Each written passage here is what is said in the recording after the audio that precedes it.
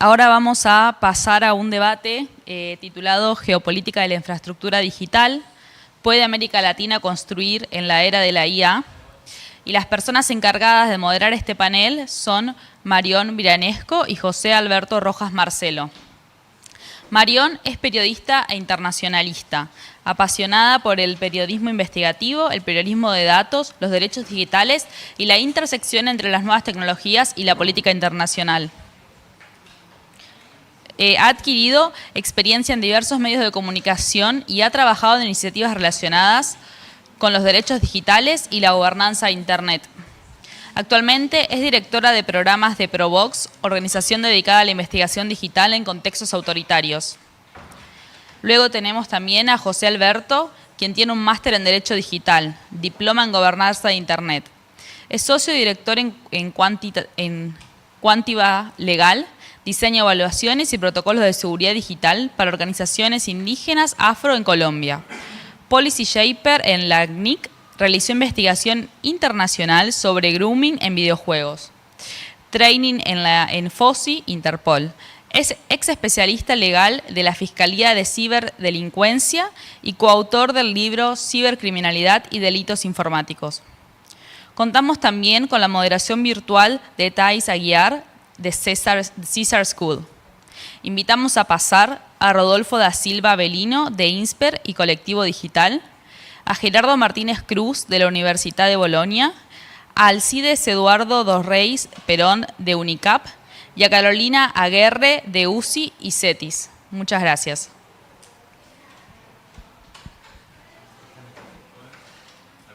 ¿Algunos están virtuales? Bien. ¿Y hay uno presencial? Buenísimo.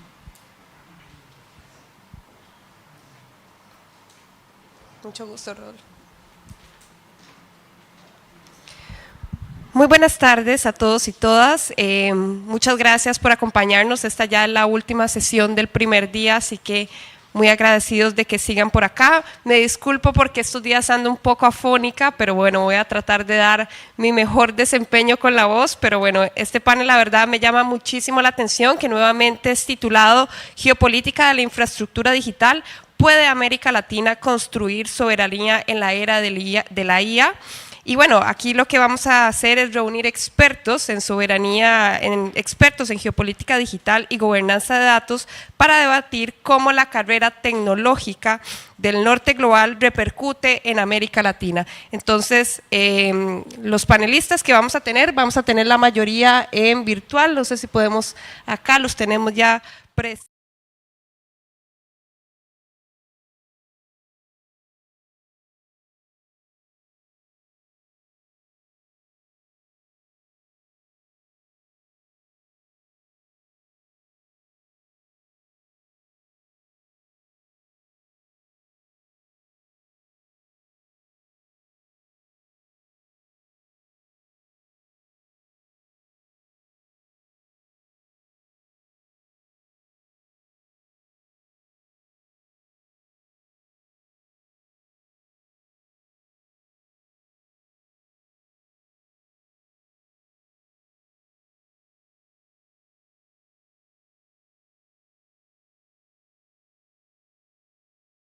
Entonces, en este caso, me gustaría iniciar con Carolina.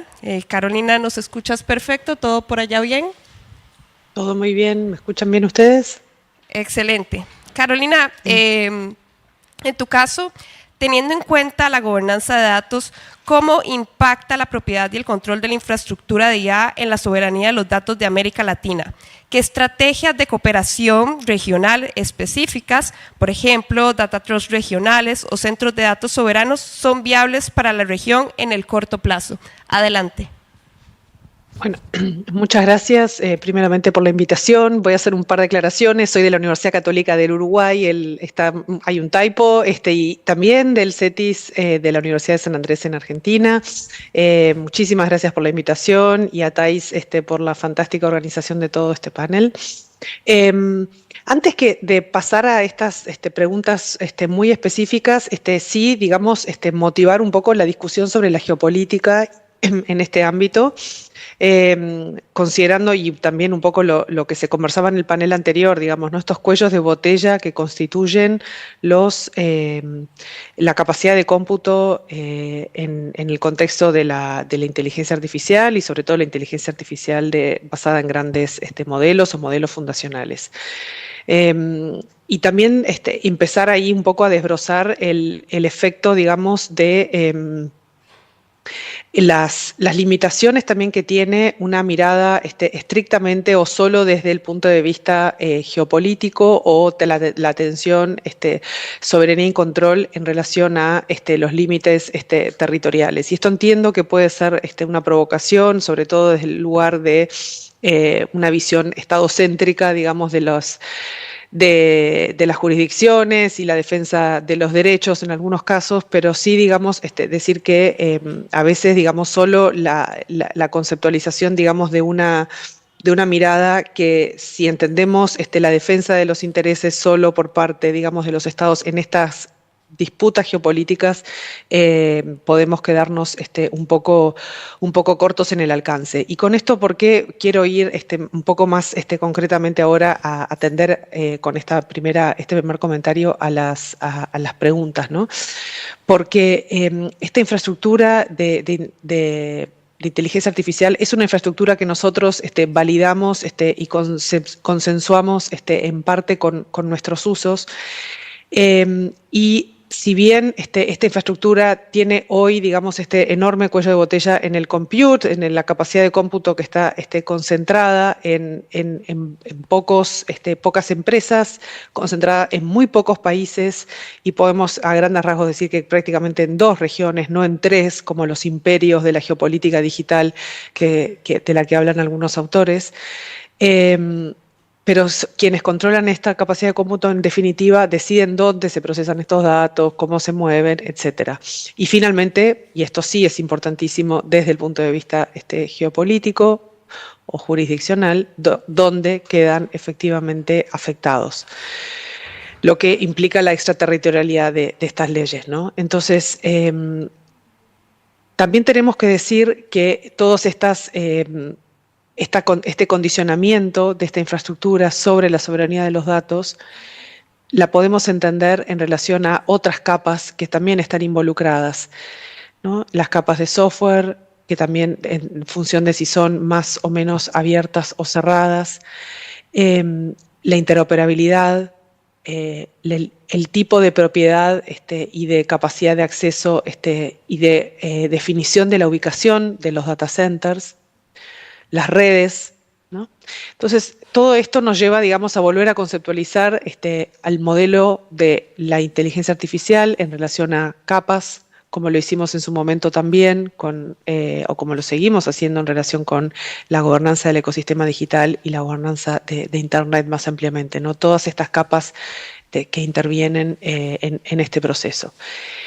Y aquí tenemos nosotros evidencia regional de que tenemos una capacidad enorme y brutal en términos, digamos, de una producción de control y una capacidad de controlar algo en relación a esa infraestructura que va por la vía de los hechos de la capacidad de generar datos y datos de enorme valor y enorme calidad, tanto para entrenar a nuestros sistemas de inteligencia artificial como también para alimentar otros a los actores que coordinan estos esfuerzos puedan acceder. Con esto quiero remitirme a algunos ejemplos muy concretos. Por ejemplo, el Data Lake judicial más grande del mundo se encuentra en Brasil y es Codex. Este es un experimento, digamos, o es un ejercicio, digamos, del cual ambicionarían muchos sectores judiciales y muchas empresas tecnológicas para acceder a un recurso como ¿no? Tenemos una experiencia, digamos, donde se coordinan casi una centena, digamos, de operadores de distintas jurisdicciones de Brasil para trabajar sobre este Data Lake. Entonces, ¿cómo se hace, digamos, para acceder y trabajar con este tipo de de infraestructuras de datos, ¿no? Bueno, donde tenemos una combinación de datos públicos y además datos muy sensibles, ¿no?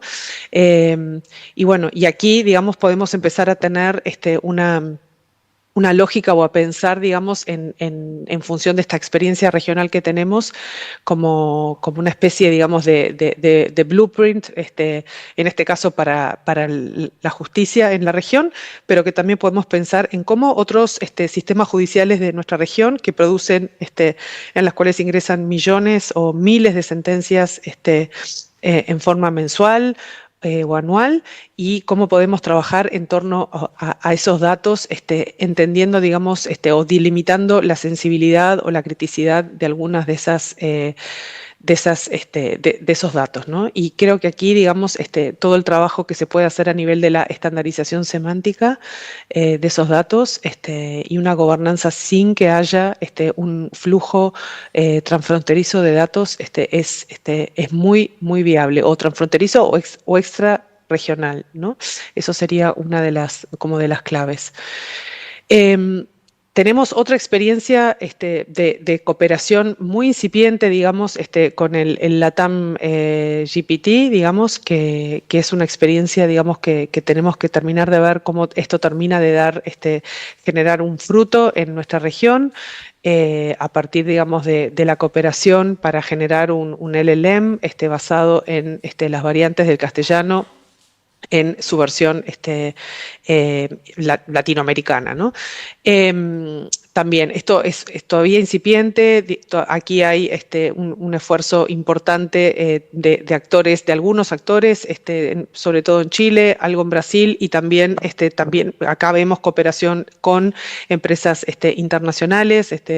Entiendo que Amazon Web Services está también por detrás, digamos, de la capacidad de brindar, digamos, capacidad de cómputo en este modelo. Entonces, aquí tenemos también un ejemplo que me parece relevante a la hora de ir pensando en estas formas de abordar, digamos, este tipo de desafíos, ¿no? Y para cerrar, digamos, quería simplemente, digamos, abordar, digamos, como algunos riesgos a gestionar en relación a considerar una mayor capacidad de control de aspectos que hoy escapan en gran medida, digamos, a la capacidad de control por falta de acceso a esta infraestructura crítica de cómputo, que tiene que ver con una posible fragmentación, digamos, en los distintos sectores, o en la capacidad, digamos, que tengan los actores para generar esta capacidad, digamos, de algorítmica. Cuando hay exigencias de localización sin posibilidades de interoperar, por ejemplo, o cuando la interoperabilidad no está estrictamente o claramente definida por una falta también de codificación semántica de estos datos que hablábamos antes, ¿no? Y también un aspecto central, perdón que me olvidé de mencionar en relación al códex, pero que lo quería volver a traer finalmente como esta gran oportunidad que tenemos desde la región, tiene que ver con que nosotros sí tenemos mucha capacidad de producir datos valiosos que son fundamentales en el stack de la inteligencia artificial, a pesar de no poder controlar alguna de esta infraestructura de cómputo que es tan crítica. Y esto tiene que ser una forma, digamos, de generar algún tipo de leverage, algún tipo de negociación con estos actores internacionales. Y esto lo cierro, digamos, en relación a otro ejemplo, digamos, que se puede extraer, digamos, el caso de Pix en Brasil.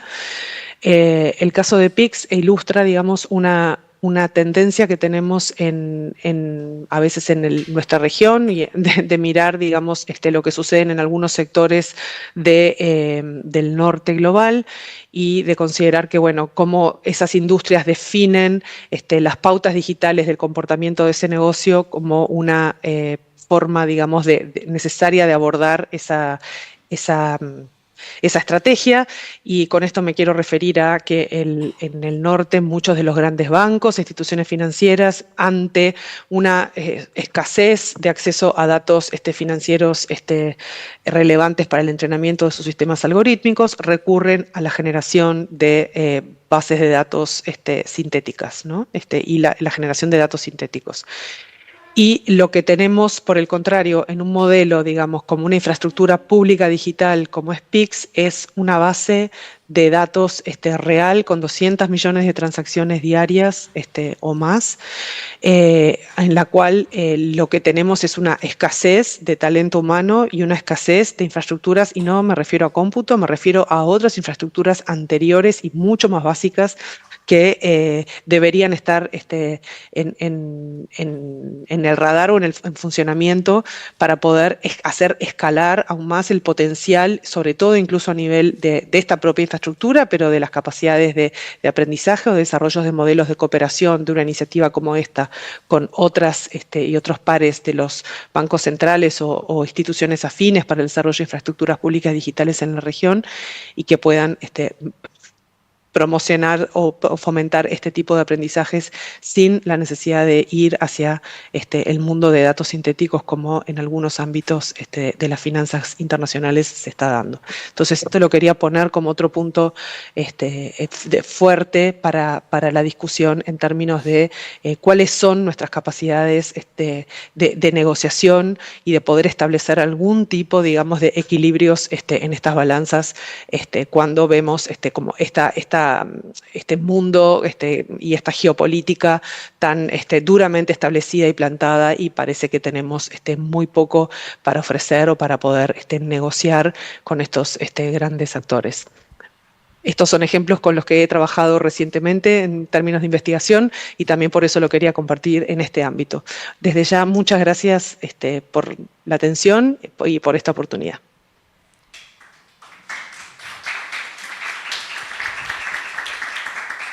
Muchísimas gracias, Carolina, por esa intervención. Les invito que si desde ya tienen preguntas, que las vayan apuntando, porque al final vamos a tener un pequeño espacio para realizarlas. Ahora vamos a dar paso a Gerardo Martínez, de la Comisión Reguladora de Telecomunicaciones de México, quien nos acompaña en remoto. Y en este caso, para Gerardo, la pregunta disparadora sería: Gerardo, en un contexto donde la infraestructura de la IA se ha vuelto un elemento de poder geopolítico, ¿qué margen de acción tienen los reguladores nacionales para promover autonomía tecnológica y resiliencia regional sin quedar subordinados a las presiones de las grandes potencias o corporaciones tecnológicas? Adelante. Hola, ¿qué tal? ¿Cómo están? ¿Me escuchan? Le escuchamos perfecto. Muchas gracias. Primero que nada, muy buenas tardes para Argentina, entiendo. Les doy un saludo desde México, desde la Comisión Reguladora de Telecomunicaciones, y sobre todo quisiera agradecer en menos de un minuto, a Thais Aguilar por por la gran gestión, coordinación que hizo para poder realizar este panel. Y pues muchas gracias, Thais, por todo, y además qué placer estar en medio compartiendo este panel con muchos expertos, ¿no? Carolina, Alcides, Thais, José, ¿no? Muchas gracias. Pues mira, en realidad tenemos que pensar si la opción es regular, ¿no? La regulación es una solución de tajo, ¿no? La regulación puede ser también cerrarnos puertas a muchas cosas, ¿no? Y en cuanto a infraestructura, también debemos entender que si realmente buscamos una regulación como un punto de separación. Este panel es muy interesante porque buscamos una soberanía digital de inteligencia artificial en un contexto geopolítico, ya bien lo marcaba esta Carolina, ¿no?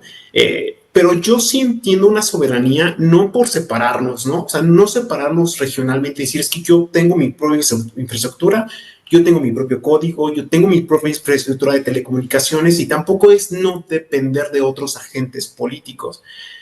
Políticos me refiero a globalmente hablando, ¿no?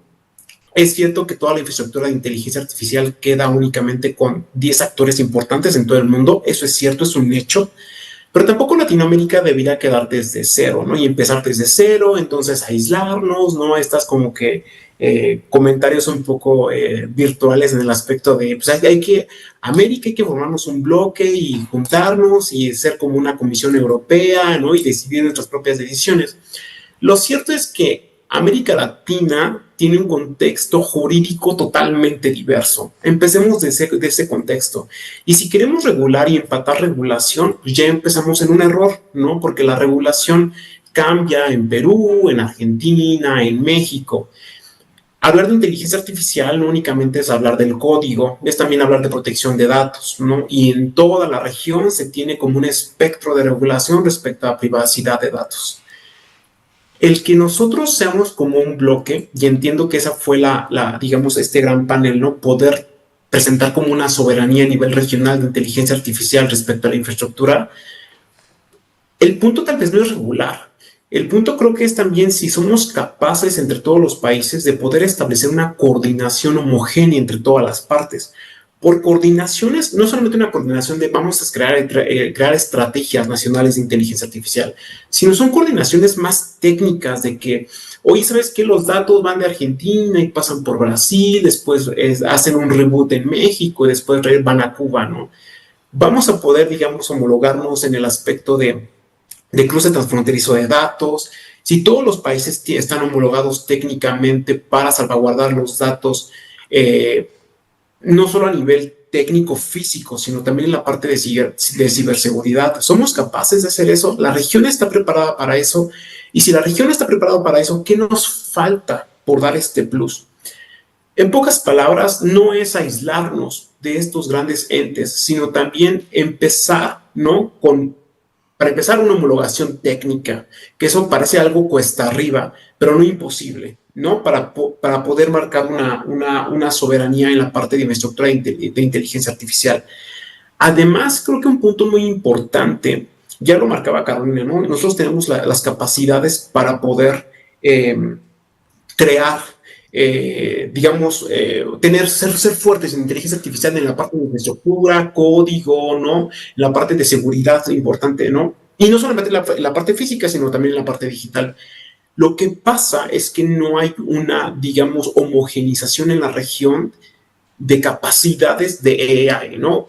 Son esfuerzos aislados que hace Brasil, que hace Argentina, que hace México, que hace Perú. Son refuerzos aislados que al final del día no se consagran en algo regional, ¿no? Y volvemos a tener este aspecto de que no se vuelve a juntar, no hay coordinación entre la región para poder realmente dar un output realmente útil para la región misma, ¿no? Yo sí quisiera resaltar que no deberíamos empezar desde cero, ¿no? Y que por soberanía digital no se entienda aislarnos de estos países, sino la idea sería poder nosotros. Si bien es cierto que estos países sacan jugo de nuestros datos, ¿no? Ese es un hecho. Es cómo nosotros ser resilientes, ¿qué pasaría si de repente quitan del mapa de forma mágica a Estados Unidos y China? ¿Seríamos capaces de tener nuestros propios códigos de AI, nuestra propia infraestructura, resiliencia técnica, tecnológica, de código, de recursos humanos? ¿Tenemos recursos humanos suficientemente técnicos para poder ver estas cuestiones? La respuesta es sí, ¿no? La respuesta es sí, pero considero que falta totalmente un esfuerzo de coordinación entre todos los países, ¿no? Y esto es natural porque cada país, lo comentaba en otro foro, cada país adolece de diferentes cosas que tristemente la inteligencia artificial no toma como ranking número 1, ni 2, ni 3 dentro de sus prioridades de estrategias nacionales. Es por eso que hay tanta homogeneidad. Vemos que a Brasil está muy avanzado en la parte de normatividad de AI, en la parte de gobernanza de Internet. Vemos a México que ya está tomando punta abierta a este tipo de regulación, pero otros países tal vez no es un foco de atención. Esto hace que los esfuerzos de coordinación realmente no se van consagrados en algo, ¿no? En un documento, en un texto, en un aspecto vinculante, que tal vez lo que faltaría para cerrar la brecha, ¿no? En esta parte de soberanía de AI. Finalmente, quisiera comentar que cada país debería empezar o hacer esfuerzos, no de independencia técnica, sino tal vez como yo país Cuba, yo país Perú, yo país México, puedo empezar, ¿no? A crear un task force interno y hacer que todos mis productos o la mayoría de productos de inteligencia artificial sean hechos en casa. Ojo, pueden o no depender de otros países, ¿no? La parte de analítica de datos, la parte de salvaguarda de datos, ¿no? La parte de clouding, pero sí que se haga un ejercicio por empezar directamente de cada país, ¿no? Es decir, se haga este ejercicio de analítica de cada país y ahora sí después, si tengo algo que ofrecer a otro país, es necesario entonces que se hagan esfuerzos, no tal vez regionales, pues eso ya sería un paso muy explosivo, pero al menos sí con países vecinos, ¿no? Países con los que yo pueda compartir información, compartir datos o que analice que son usuarios visitantes que van de un país a otro y que la información está de forma constante viajando entre esos dos países que son colindantes en frontera, generar acuerdos, vínculos, tratados internacionales, bueno, generales, ¿no? Multilaterales, en donde se pueda ya empezar a avanzar en la parte de infraestructura. Creo que ese sería el primer apunte para esta primera intervención. Muchas gracias.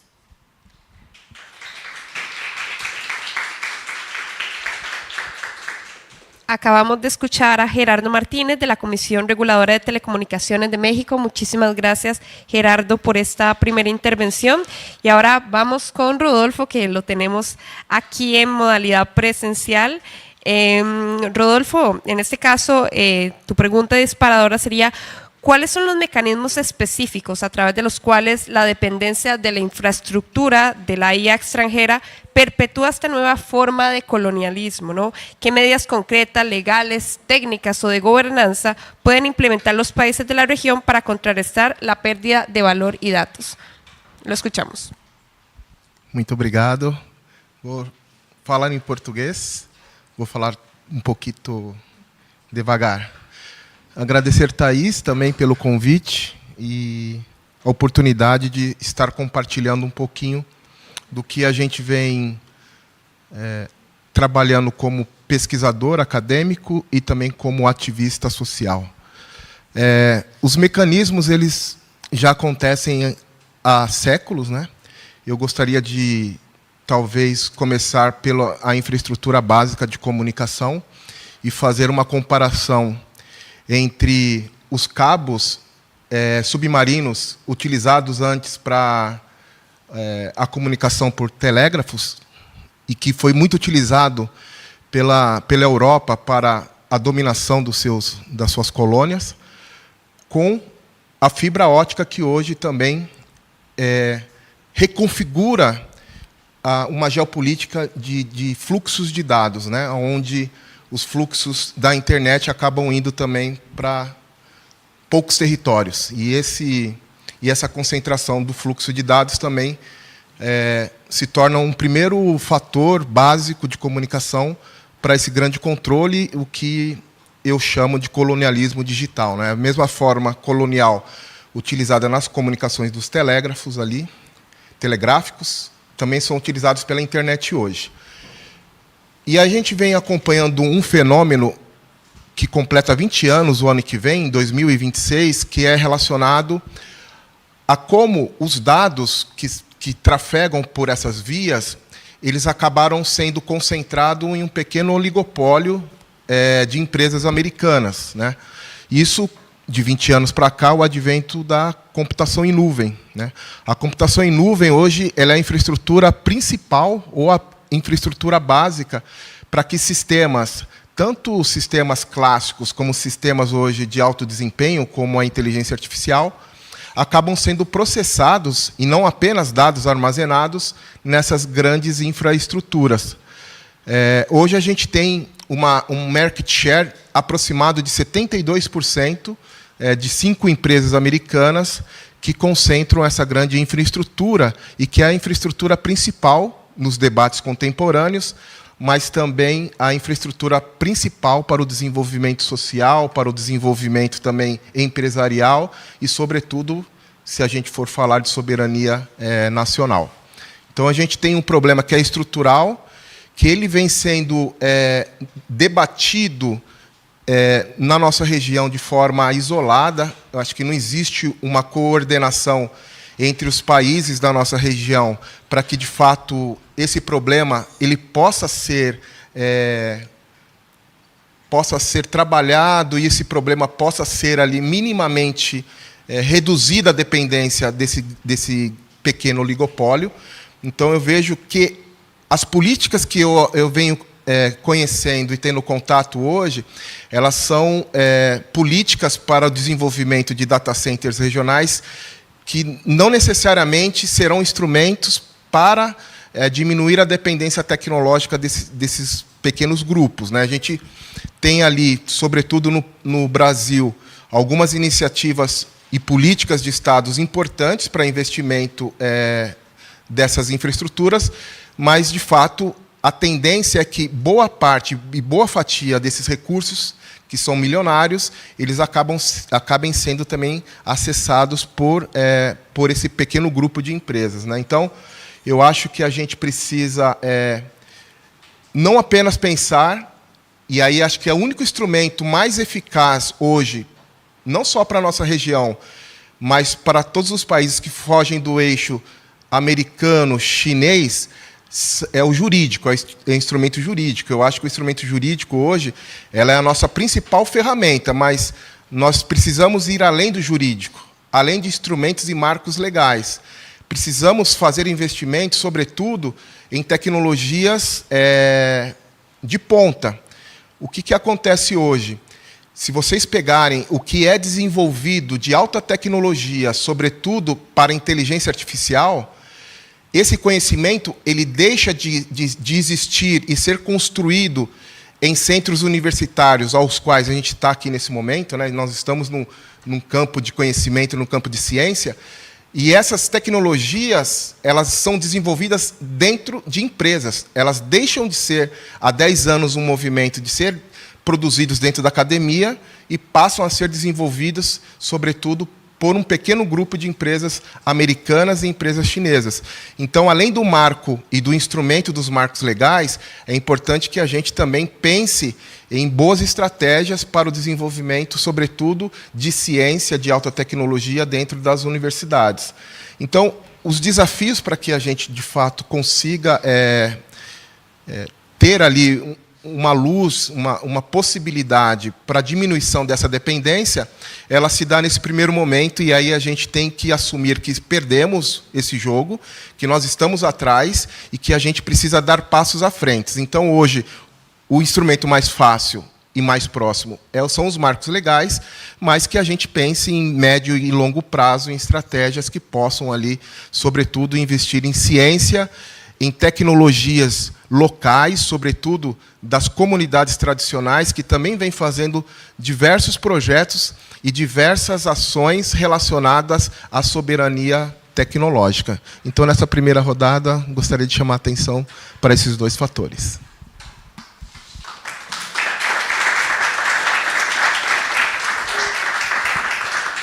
Muchísimas gracias, Rodolfo. Acabamos de escuchar a Rodolfo Avelino del CGI de Brasil y ahora vamos nuevamente con un ponente virtual. Les recuerdo que al final vamos a tener un espacio de preguntas, así que cualquier pregunta que vaya surgiendo para que la vayan anotando. Ahora seguimos con Alcides Perón de Unicamp de Brasil. Bienvenido, Alcides, y en este caso la pregunta disparadora sería: considerando el interregno o vacío de poder global, ¿cómo debe posicionarse América Latina para construir una soberanía digital en lugar de simplemente ser un campo de batalla para la infraestructura de la IA de Estados Unidos y China?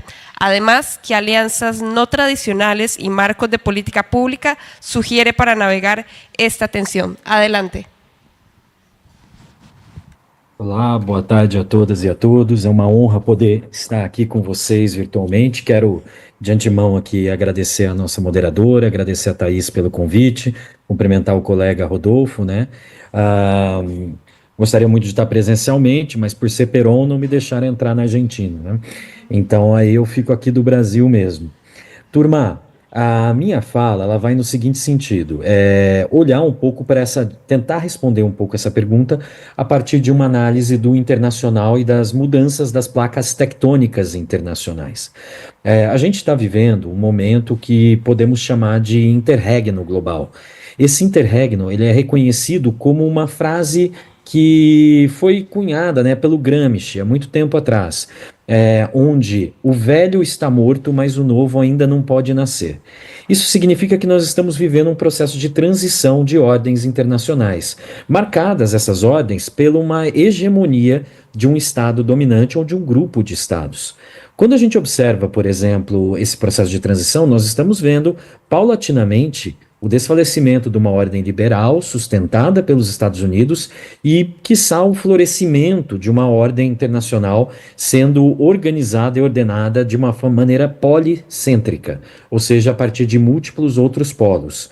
Nesse caso, não necessariamente isso se manifesta como algo positivo, porque nós não estamos falando de uma multipolaridade onde há uma ampla divisão de poder, mas uma concentração de poder em poucos polos, nomeadamente Rússia, China, Estados Unidos, dividindo um pouco esse poder.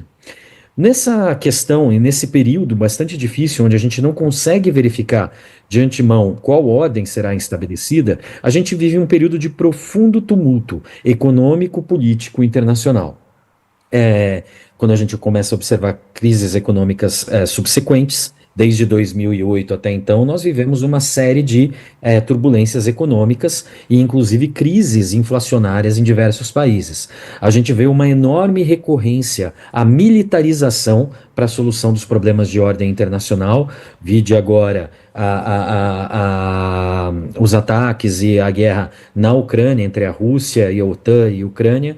Por um outro lado, a gente pode observar o que acontece em Gaza e também na Nigéria, Sudão e tantos outros lugares que são marcados por uma ausência de um Estado preponderante que, de uma certa maneira, resolve esse tipo de problema e traz alguma estabilidade.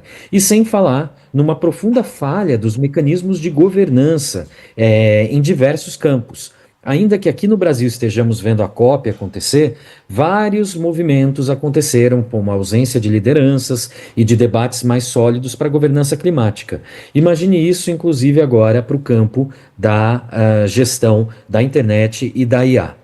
Ocorre que nesse processo de transição hegemônica, o centro dos debates e o centro dos enfrentamentos são vários, aliás, são vários centros, mas talvez um dos principais é a corrida pelo protagonismo no que diz respeito à dominação e o controle da camada infraestrutural, na camada lógica e da camada sociocognitiva da internet.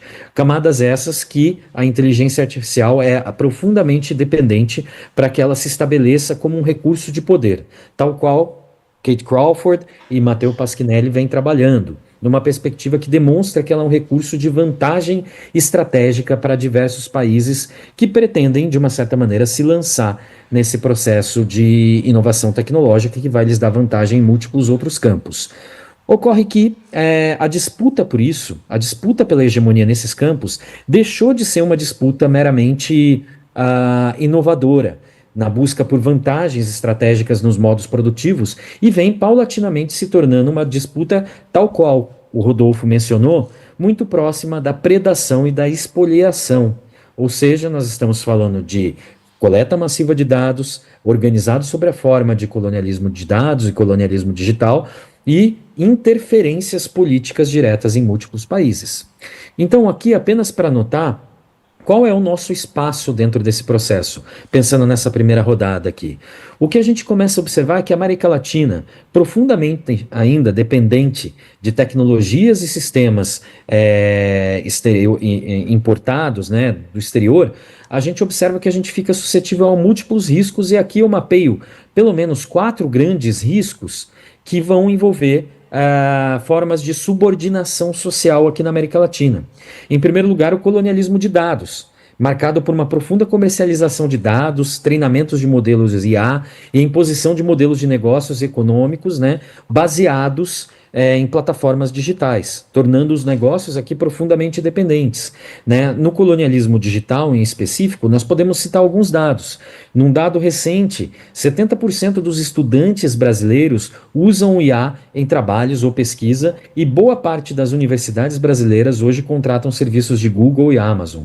Reconhecimento facial importado, né, de outros países estão em mais ou menos 313 projetos ativos, e teve um crescimento de 150% quase 30% nos últimos 8 anos.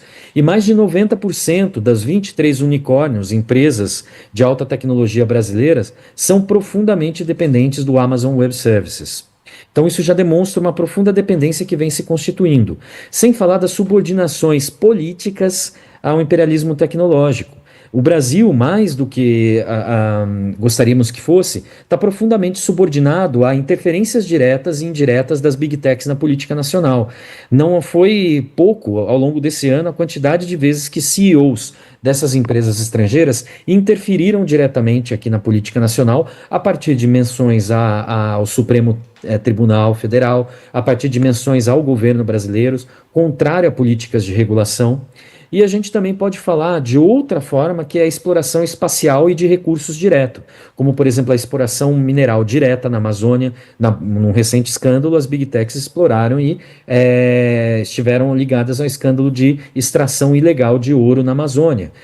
Sem falar no ecocapitalismo de vigilância, ou seja, a crescente presença dessas empresas localmente, né, fazendo sensoriamento e visualização da Amazônia.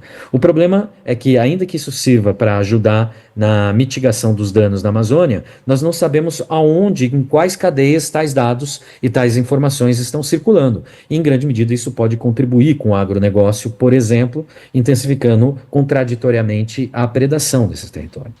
Então aqui, usando meus minutos finais, meus 2 minutinhos finais aqui, para falar um pouquinho sobre como reagir a isso, eu tenho uma concordância enorme com o Rodolfo. Eu acredito que os mecanismos institucionais, o fortalecimento institucional, ele é uma base para isso, e assim como os marcos legais são fundamentais. Nós temos o marco civil, nós temos estratégias de IA sendo constituídas globalmente e no Brasil, e nós temos uma série de outras práticas também sendo desenvolvidas. Mas eu acredito que existe aqui um elemento fundamental que se manifesta da seguinte forma: seria importante nós pensarmos a soberania digital não apenas como um objeto referente sendo o Estado, a proteção territorial e a proteção da integridade institucional do Estado, mas olharmos para a soberania da mesma forma como os movimentos de soberania alimentar olharam para essa questão, pensando ela como um dos vários conjuntos de soberania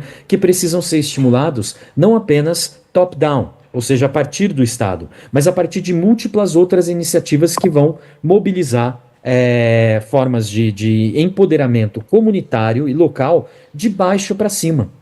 Por mais que isso possa parecer um pouco contraditório ou até falho, se nós levarmos em consideração o tipo de poder que nós estamos enfrentando, a gente está falando de formas de organização que já vem surgindo.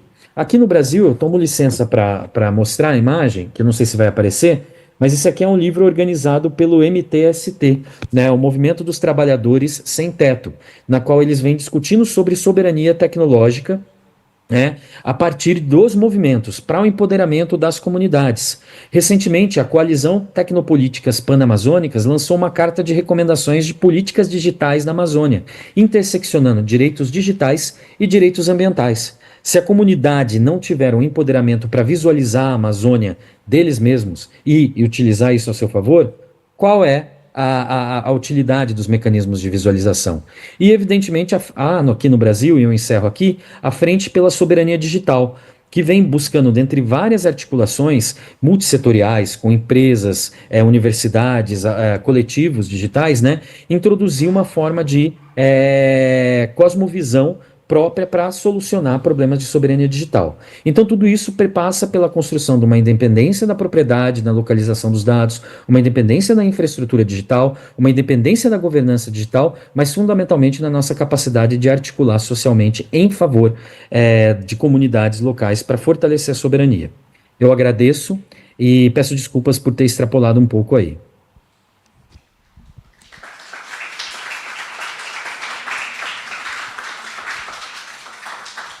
Muchísimas gracias, Alcides, por la participación. 10 minutos exacto, un excelente uso del tiempo. Estábamos escuchando a Alcides Perón de Unicamp de Brasil.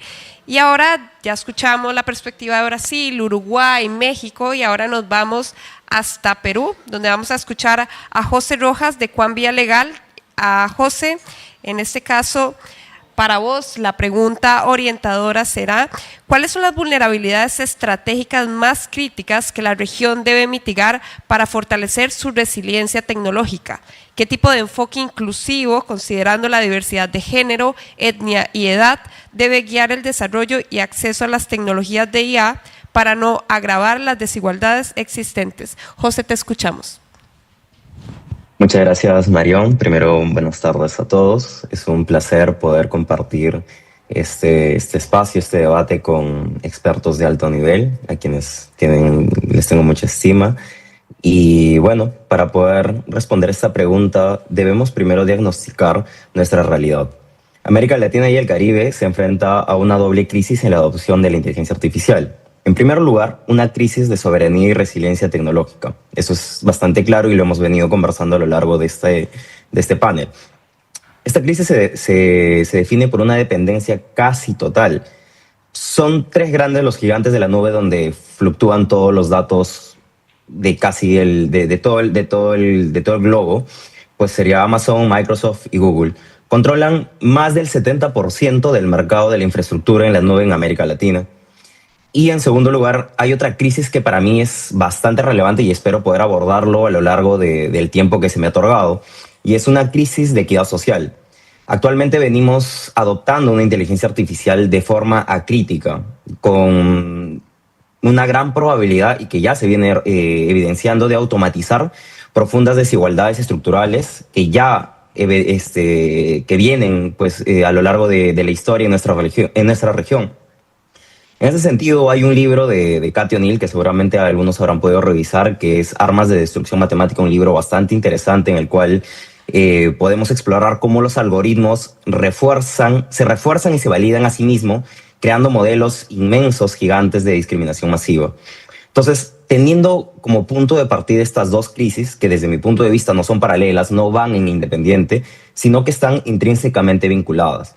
La dependencia geopolítica socava directamente la capacidad de América Latina y el Caribe para implementar una inteligencia artificial inclusiva. También tenemos una dependencia de hardware, ¿no? Es el tema de los semiconductores. La inteligencia artificial funciona con GPUs avanzadas. Actualmente, prácticamente NVIDIA controla más del 85% del mercado global de los chips de entrenamiento de inteligencia artificial. Y América Latina y el Caribe está posicionada para atraer segmentos de un valor dentro de la cadena de una manera más incipiente, ¿no?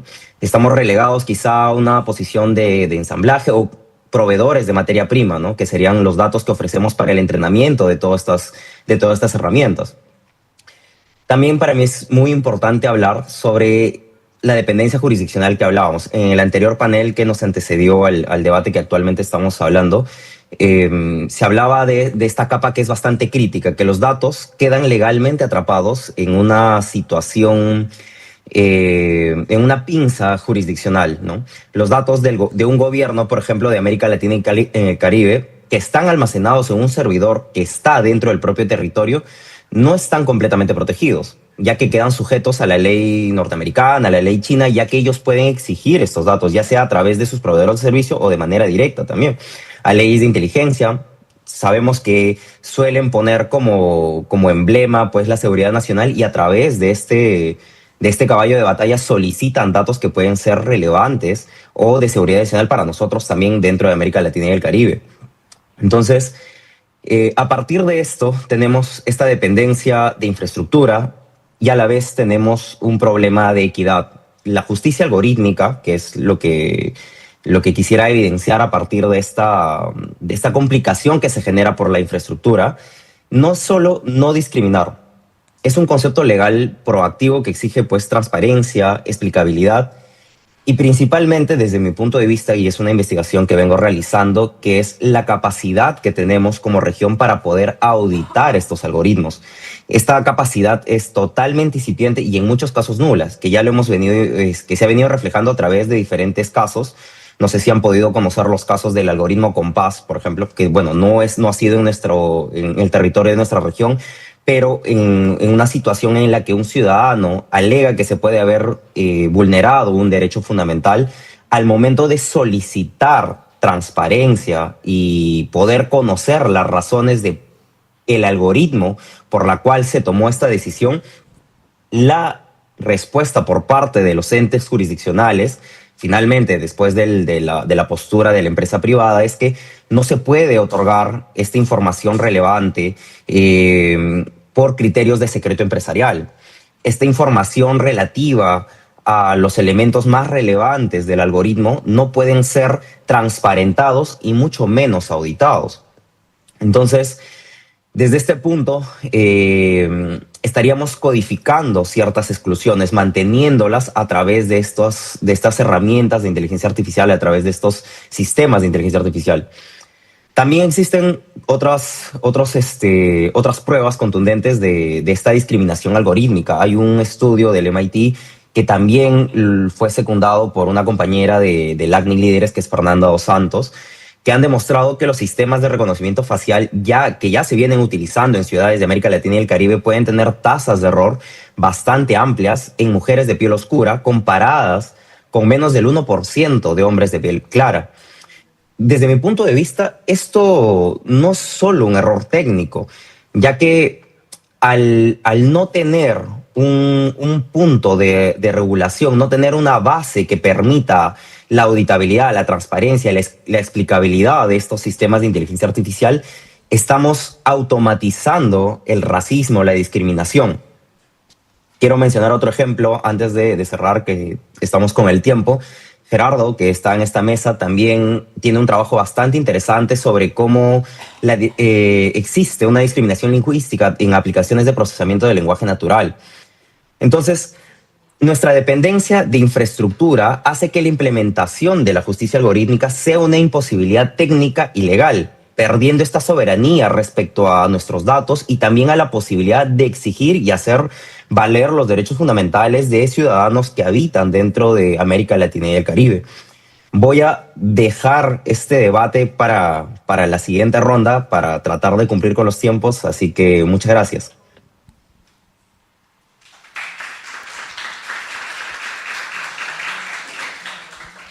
Muchísimas gracias, José, por tu participación. Acabamos de escuchar a José Rojas de Cuanvía Legal de Perú.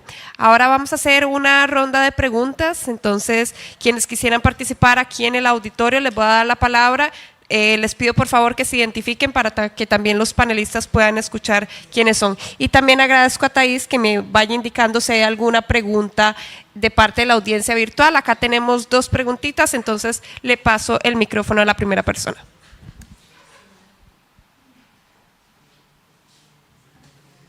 Hola, buenas tardes, ¿cómo están? Mi nombre es Carolina, estudio Relaciones Internacionales en la Universidad Católica de Córdoba y tengo la siguiente pregunta.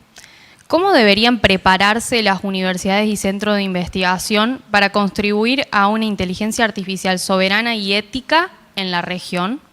¿Y qué estrategias de resiliencia pueden adoptarse frente a presiones externas, como pueden ser comerciales, normativas o tecnológicas? Muchas gracias. Si les parece, vamos a escuchar la otra pregunta y así después ustedes entre los panelistas van dándose la palabra. Por allá.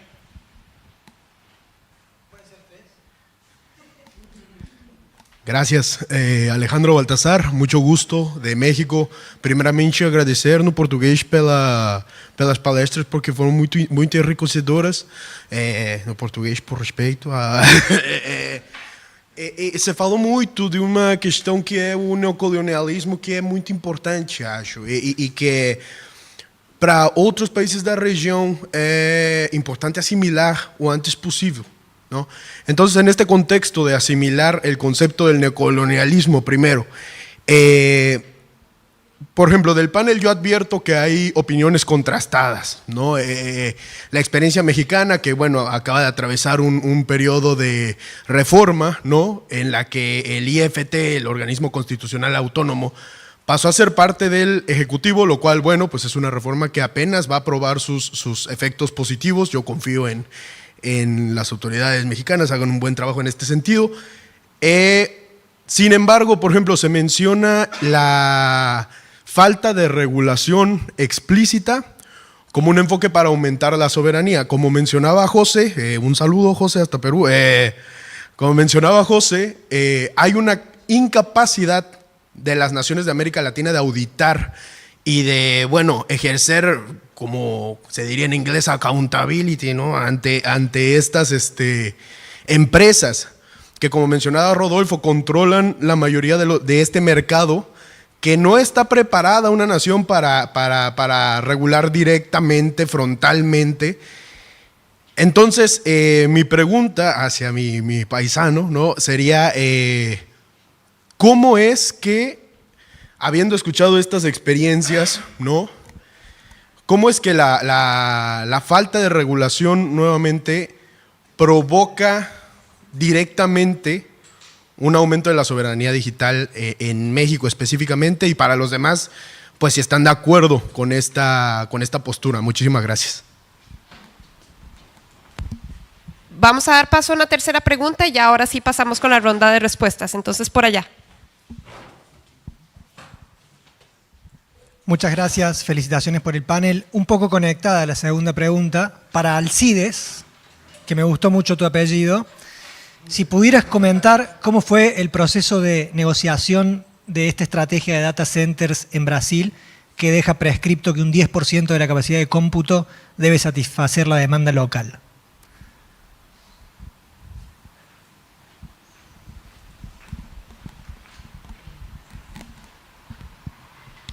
¿Empezamos acá? Oh. Por allá quieren iniciar con estas preguntas puntuales que hicieron a los panelistas y después a la pregunta general.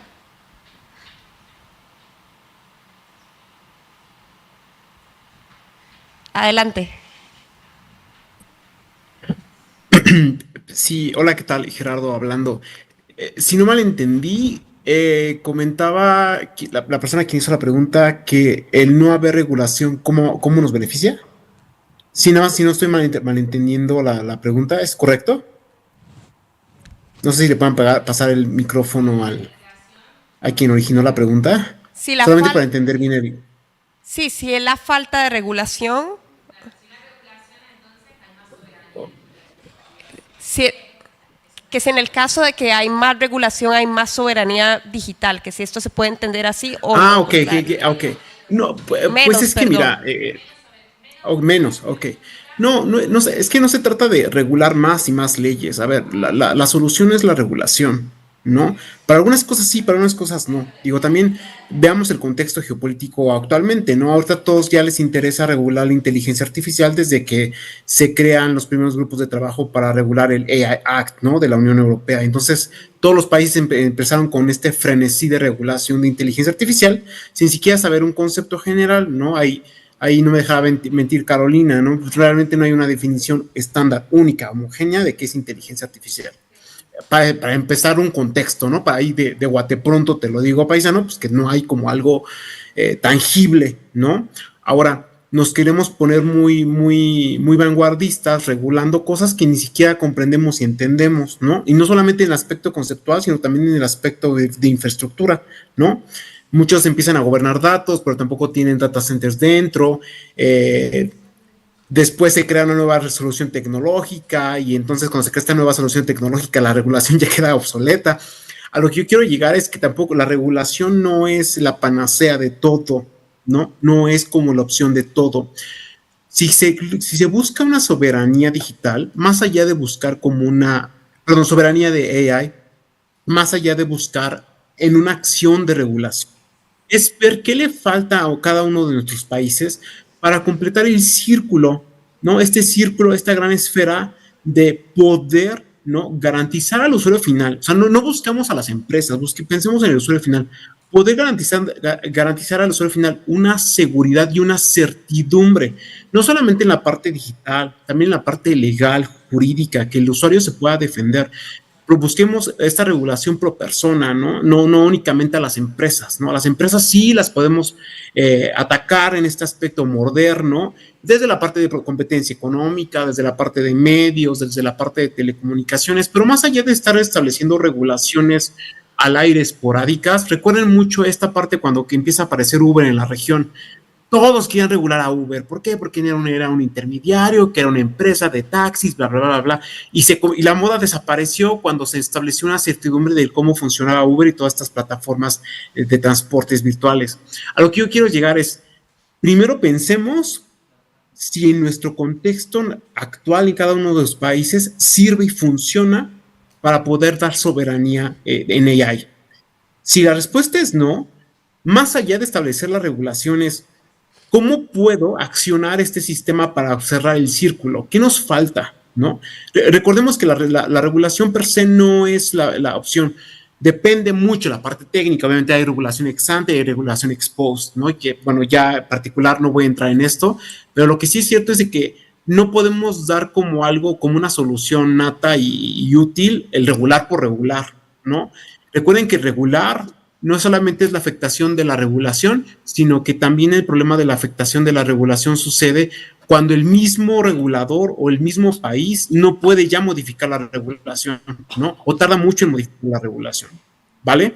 Esa sería mi intervención, amén de que los demás ponentes gusten añadir algo adicional. Muchas gracias. Muchas gracias, Gerardo, por esa respuesta. ¿Alguno de los otros panelistas quiere responder a las otras dos preguntas? Acá, Alcides. Sí, adelante. Oi, gente. Eu sei que houve uma pergunta direta para mim, né?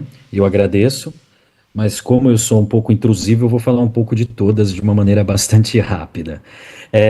Eu gostei da primeira pergunta que falava sobre principalmente como as universidades devem se organizar. E eu fico refletindo um pouco sobre o papel que as universidades sempre tiveram, principalmente na América Latina, na recomposição de processos de inovação. Isso sempre foi muito importante, e inclusive foi algo desenvolvido tanto pelo Jorge Sábato, quanto pelo Amílcar Herrera, Renato Dagnino e outros pesquisadores que começaram a repensar o papel da universidade, não apenas como um locus de inovação, mas de redirecionamento social das inovações. Então, aqui a gente tem uma importância muito grande nas universidades. Trago aqui o exemplo, acho que era das redes amazônicas, do Jader Gama. Rodolfo, qualquer coisa você me corrige, né? E eles têm vários projetos interessantíssimos de redes soberanas na Amazônia, de empoderamento de comunidades, de construção de centros de processamento, não centros de processamento de dados, mas servidores que vão auxiliando nos processos de empoderamento das comunidades locais. Então a gente pode observar, sim, que a universidade tem um grande protagonismo nisso. Sobre a pergunta que se inicia falando sobre o colonialismo digital, o colonialismo de dados, eu acho fundamental aqui trazer a questão que o colega trouxe de antemão. A gente não pode ter medo de falar nos termos colonialismo de dados e colonialismo digital. Isso pode gerar sempre um temor muito grande. Mas veja, eu já utilizei várias vezes esse termo na nossa triste Wall Street aqui em São Paulo, que é a Faria Lima, junto a investidores, mercado financeiro, porque se trata de um processo que se assemelha às práticas de colonialismo digital. E aqui a gente esbarra na noção de regulação. A regulação ela é fundamental, mas quando a gente está falando de um processo como colonialismo, muitas vezes isso escapa da esfera jurídica e isso começa a se conectar com práticas políticas que fogem da normalidade. Então nós estamos falando diretamente de intervenções, de lideranças externas, nós estamos falando de tarifas, como aconteceu aqui no Brasil, extremamente elevadas, supostamente argumentando que o Brasil estaria interferindo junto às big techs norte-americanas.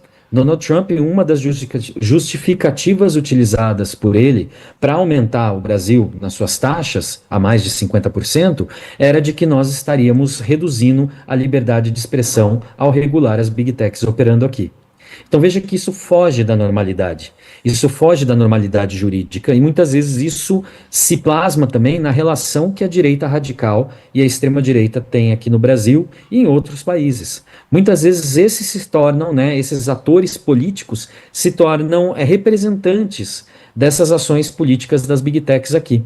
Nós temos os filhos do Bolsonaro que estão atuando diretamente nessas práticas aqui como verdadeiros representantes e filiais das big techs junto ao Congresso e junto a outras forças políticas. Então, não é só a redução da regulação, isso exige uma organização política, social e também popular como forma de reação a esses processos. E isso me dá o gancho para falar da última pergunta feita agora diretamente a mim. Quando a gente fala da organização social, de organizações da sociedade civil, temos, por exemplo, meu amigo, o relatório do Lapin. Rodolfo, depois se você puder passar a grafia aí para o pessoal, né, do Lapin, é um relatório fabuloso que eles fizeram sobre o impacto negativo dos data centers aqui no Brasil. Existe toda uma movimentação do setor financeiro em financiar os data centers aqui no Brasil, mas a gente tem dois tipos de data center. Seriam aqueles para performance, para auxiliar na performance de aplicações, e tem os data centers de treinamento. Esses data centers de treinamento, eles não precisam estar próximos dos grandes centros urbanos. E muitas vezes existe uma enorme tendência para que eles se espraiem para regiões de preservação próximas à região de preservação ambiental, que são próximas a rios, nascentes e outras formas de recurso. E isso pode gerar um impacto tremendo no Brasil. A negociação, ela está ainda caminhando. Há um projeto, mas ele ainda não está muito bem desenhado, mas vários atores da sociedade civil estão buscando uma reação a essa política de data centers, dentre eles, né, a própria Frente pela Soberania Digital, porque a posse de data centers não traz de forma alguma uma forma de grande independência na cadeia produtiva da IA. Até que ponto nós vamos ter um trade-off? Se nós vamos aderir a data centers, quais são os offsets que vão vir com os data centers? Isso significa, vamos ter algum acesso a tecnologias, a produção de outras tecnologias mais disruptivas, vamos ter alguma ascensão na cadeia produtiva da IA, ou nós vamos nos tornar receptáculos daquele subproduto menos desejado da cadeia produtiva da IA. Para além da mineração ilegal, os data centers eles podem reproduzir formas de poluição e de afeto às vidas muito pesadas. Então, esse é um grande temor que nós temos aqui com a política de data centers. Repito, quem está se organizando e se manifestando contra, ou pelo menos gerando algum tipo de tensão, são as organizações da sociedade civil. Então, eu agradeço aqui, peço desculpas se extrapolei em excesso as respostas. Muchísimas gracias, Alcides. Nos quedan unos minutitos, entonces les voy a dar la palabra a cada uno de los panelistas para que puedan hacer un pequeño resumen y cierre, y me gustaría empezar con Carolina. Muchísimas gracias. Bueno, voy a ser muy breve y sobre todo atendiendo a la primera pregunta, la más general, digamos, el tema, digamos, de la regulación, como ya fue dicho por otros colegas aquí en este panel, no va a resolver necesariamente los problemas de soberanía, y yo quiero usar otro verbo acá, y es cooperación. Más cooperación regional, y sobre todo en el marco de un LAC-IGF, y aquí Alcides cuando hablaba del policentrismo, o sea, los invito a descargar, es de acceso abierto, un libro editado conmigo y otros colegas del año pasado, sobre justamente la gobernanza policéntrica de datos, y efectivamente empezar a establecer un marco en el cual la cooperación, tanto formal como informal, puede ayudar, digamos, a establecer unas mejores condiciones de negociación que podamos tener actores de la región, no solo los estados, sino también las universidades, centros de pesquisa e investigación y demás, con actores internacionales que controlan estas grandes infraestructuras de cómputo que precisamos. Muchas gracias. Muchísimas gracias, Carolina, por acompañarnos. Ahora me gustaría darle la palabra a José. Sí, bueno, en la misma línea, ¿no? Entender que la soberanía digital no es un fin en sí mismo, ¿no? Es un prerequisito que nos permite hacer esfuerzos legales, técnicos, políticos, que son indispensables para lograr cualquier forma de una inteligencia artificial inclusiva y relevante para la región. Es importante, hace un momento hicieron una pregunta sobre resiliencia, es importante la inversión en infraestructura soberana, ¿no? Es una manera de mitigar también la dependencia, invirtiendo también en propia infraestructura. Y lo más relevante que nos puede permitir llegar a esfuerzos reales es un codiseño, una co-creación de estos sistemas de inteligencia artificial donde puedan participar diversos actores para generar estandarización. La parte técnica, lo que me decía Gerardo, no es regular en sentido vacío, no es poner leyes que nunca se van a cumplir, sino que se pueda formar políticas, reglamentos, soft law, como le podríamos llamar, que sean co-creados con diferentes actores relevantes de la gobernanza de la inteligencia artificial. Muchísimas gracias, José, por esas palabras de cierre. Ahora, Gerardo Martínez, por favor, sus palabras de cierre.